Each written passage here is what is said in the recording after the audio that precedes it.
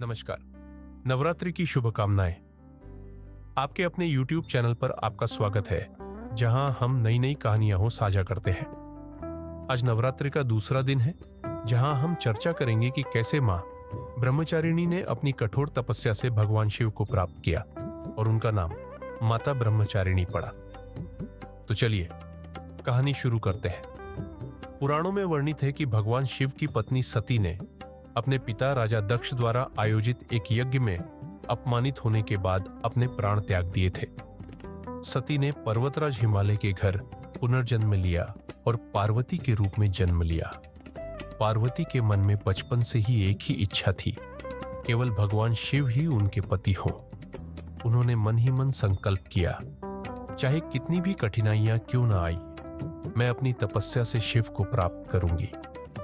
इस दृढ़ संकल्प और संकल्प के साथ पार्वती ने अपनी तपस्या शुरू की। शुरुआत में मां ने फूल, फल और मूल खाकर अपना जीवनयापन किया। फिर उन्होंने उन्हें दिन में केवल एक बार भोजन देना शुरू कर दिया।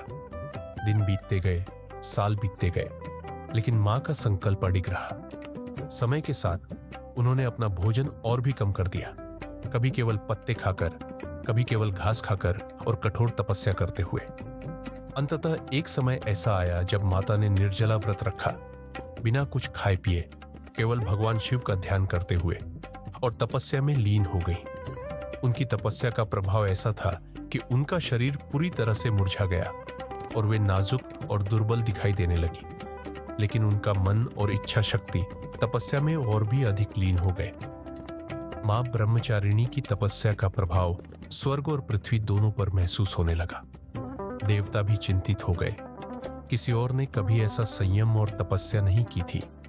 अर्षि मुनि भी प्रेरित हुए। भगवान ब्रह्मा से प्रार्थना की कि इस तपस्वी का उद्देश्य पूरा हो।